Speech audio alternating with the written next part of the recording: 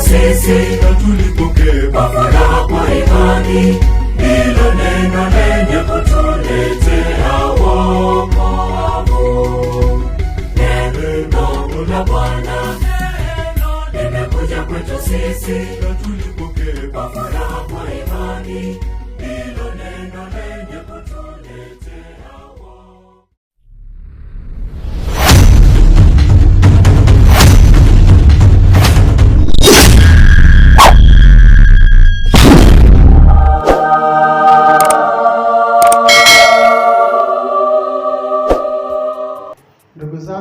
Familia ya Mungu, leo Dominika ya 3 ya mwaka wa kanisa. Kanisa linaadhimisha Dominika ya neno la Mungu. Neno la Mungu ni Kristo ambaye alifanyika mwili akakaa kwetu, ambaye kwa Kigiriki anaitwa Logos. Kristo alifanyika mwili akakaa kwetu. Neno la Mungu ni taa ya miguu yetu na mwanga katika njia yangu. Naomba tufanye mazoezi wote ili kusudi litusindikize.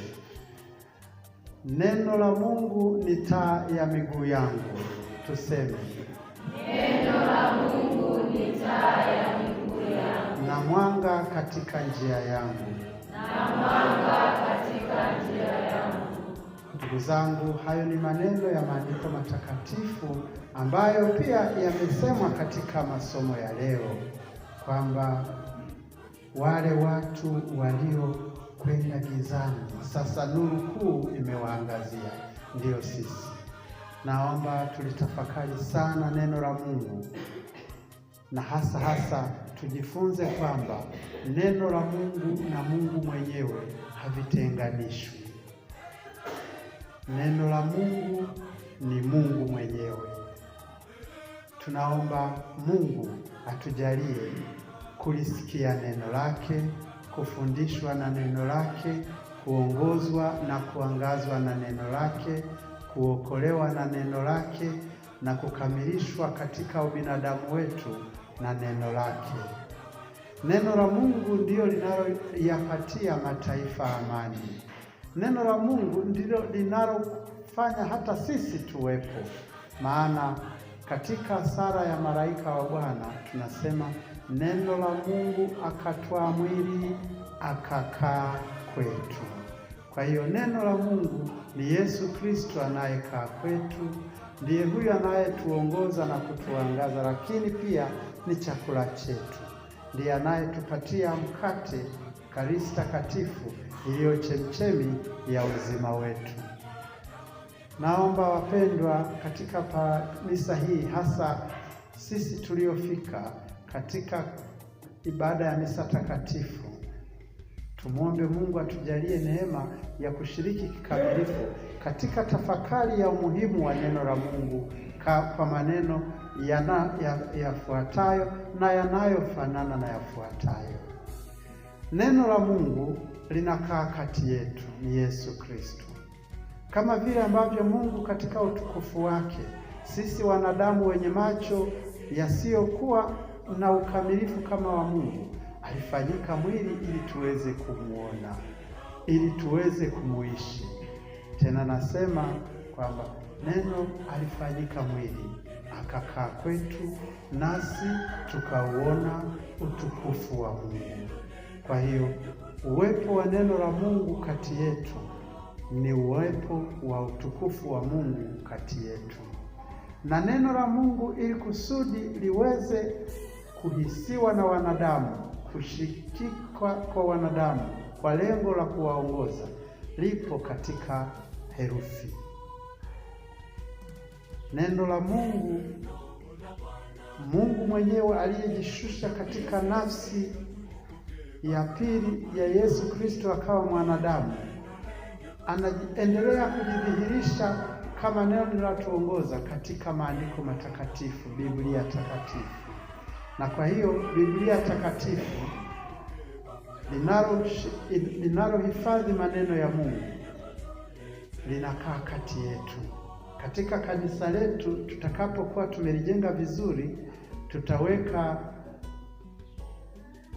mimbari ambayo ndani yake tutatengeneza eneo la kioo, halafu neno la Mungu litakuwa limefunuliwa na linaishi kati yetu kwa milele na milele, kama tunavyoona katika makanisa, hasa kanisa kuu letu la jimbo.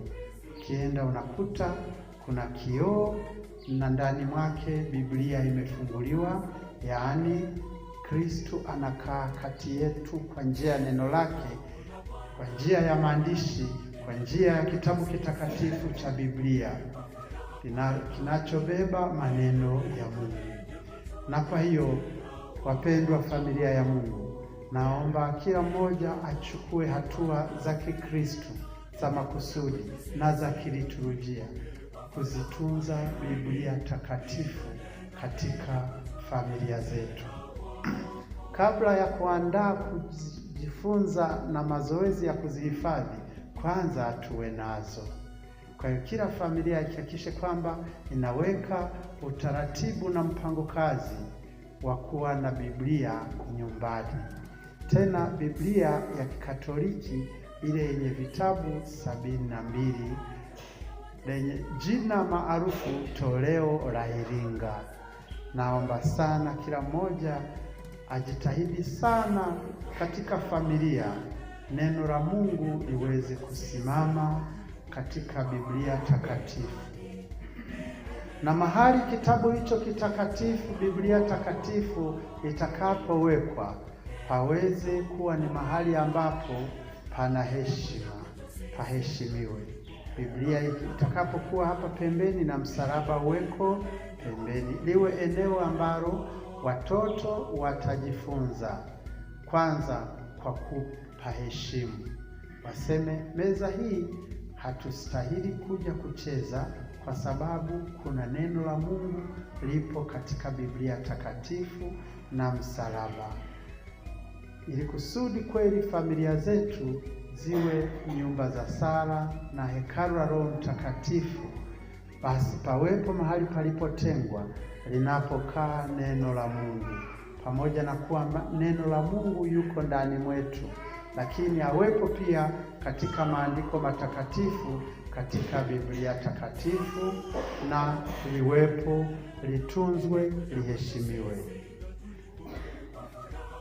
Sambamba na uwepo wake na kuheshimiwa kwake, neno hilo lisomwe. Neno hilo lisomwe, na wakati linasomwa, yule mwenye zamu ya kusoma ajiandae, alisome vizuri, kama dada ulivyotusomea vizuri. Asante sana, umetusoma kwa sauti ya uchaji. Bila shaka utakulifanya maandalizi, lakini hata kama kufanya maandalizi umesoma vizuri. Changamoto ilikuwa kwenye shangilio tu, tulijisahau. Mashangilio yote wanakwaya yanaimbwa, mashangilio yote yana na wataalamu waliturujia wanasema kama hamliimbi shangilio bora kuliacha. Kwa hiyo shangilio lote linaimbwa. Naomba mwalimu tatusaidia kila wakati mwenye zamu ya kusoma, kama anaombwa aimbe shangilio aimbe, au ateuliwe mwingine atakayemsaidia kuimba shangilio kwa niaba yake. Lakini kwa neno la Mungu umesoma vizuri kabisa. Kwa hiyo hata kwenye familia, ada ya kuwa neno la Mungu lipo katika Biblia takatifu, maandiko matakatifu, Toleo la Iringa, vitabu 72. Usizoe kila kitabu tu kaenda kuanza kusoma. Hapana, soma kitabu sahihi. Ukisoma ni lazima uwe umejiandaa usome kama neno la Mungu lenye uzima, neno la wokovu, taa ya miguu yangu na mwanga katika njia yangu. Ikishasomwa, wanafamilia walisikie, wakishalisikia waliweke moyoni, wakishaliweka moyoni waombe liwaongoze katika maisha haya ya hapa duniani kuelekea maisha ya uzima wa milele mbinguni. Wapendwa familia ya Mungu, kwa hiyo tunaomba kila familia iweke mpango kazi. Ukienda nyumbani kwako ukakuta hauna Biblia, tayari weka kwamba hili ni deni. Jipatie deni wewe mwenyewe. Unadaiwa Biblia takatifu ya Kikatoliki toleo la Iringa lenye vitabu 72. Kishakuwa hivyo, weka mpango kazi, jinyime. Kitu kizuri chochote kina gharama. Jinyime, inunue Biblia.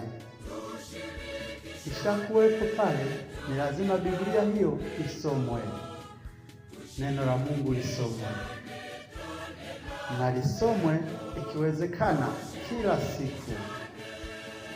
Sio lazima usome kitabu chote ukimalize, lakini kama vile ilivyo kwa BMJ inayoitwa Focolare Movement, ambayo wanasalamu umoja, semeni njia kwa wote, umoja njia kwa wote. Hiyo ni salamu ya wana Focolare Movement. Wao wanachukua mtu neno Biblia, anafungua sehemu yoyote ile, halafu anasoma. Akishasoma, wale wana Focolare Movement wote wanachukua neno hilo kama linalowaongoza kwa wiki. Sema kwa wiki hii neno litakalotuongoza ni hili. Linakuwa limesoma. Unakuwa umesoma. Na wala sio mtihani, hapana. Unasoma kama kutimiza wajibu. Ni kama kutimiza wajibu wa kumsalimia mzazi. Hakuna mtu yeyote yule anayeona mzigo kumwamkia mzazi wake. Tumsifu Yesu Kristo. Au kusalimiana, hamna anayechoka. Kwa hiyo neno la Mungu nalo kwetu hivyo hivyo liwe na litengeneze umuhimu na utakatifu wa kusomwa. Na likisomwa halisomwi tu libaki hivi, linasomwa ili kusudi liweze kutuongoza, liwe taa ya miguu yetu na mwanga katika njia zetu. Na likishasomwa baadaye lishuhudiwe kwa njia ya kutangazwa. Na kabla ya kulitangaza neno la Mungu, yule anayekuwa analitangaza neno la Mungu anamjulisha mwingine. Neno hilo lijulishwe kama habari njema, neno la wokovu, neno la uzima, neno lililo juu yetu, sio neno linaloendana na mahitaji na matakwa yetu, bali neno linaloyahuisha maisha yetu na kuyafanya yawe bora zaidi, neno linaloyapyaisha maisha yetu yatoke katika uzamani yaingie katika upya, neno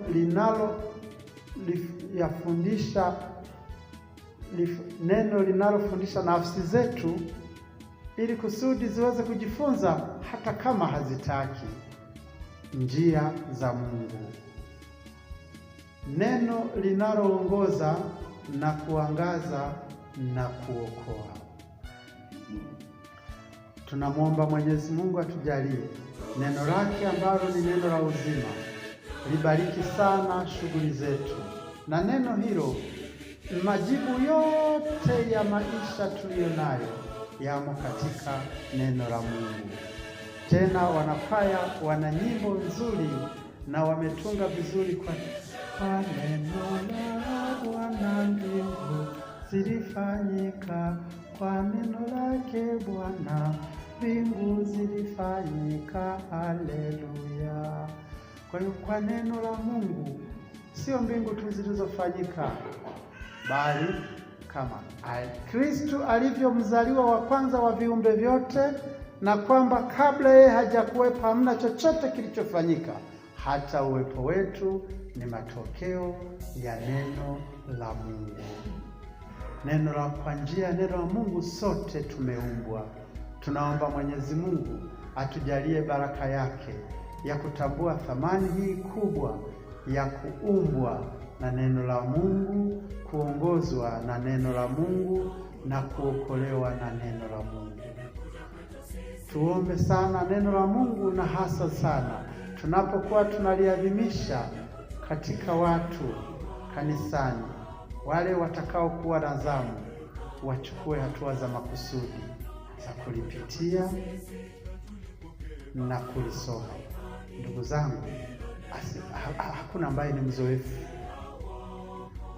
Neno la Mungu halizoeleki, ni jipya machoni petu kila wakati. Hata kama maneno yanafahamika na ni yale yale, lakini kila wakati neno la Mungu ni jipya. Tunaomba kwa upya wa neno la Mungu katika maisha yetu yafanywe mapya kwa Roho Mtakatifu.